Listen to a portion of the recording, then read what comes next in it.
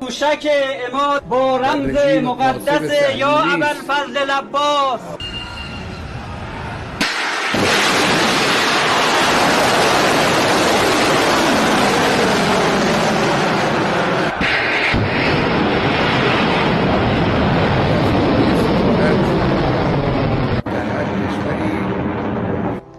عماد نخستین موشک دوربرد بومی با قابلیت هدایت و کنترل تا لحظه اصابت قادر است اهداف مورد نظر را با دقت بالا منهدم کند.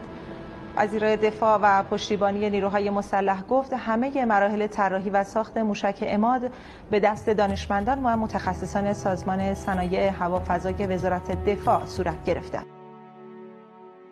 موشک عماد با رمز مقدس یا ابوالفضل العباس.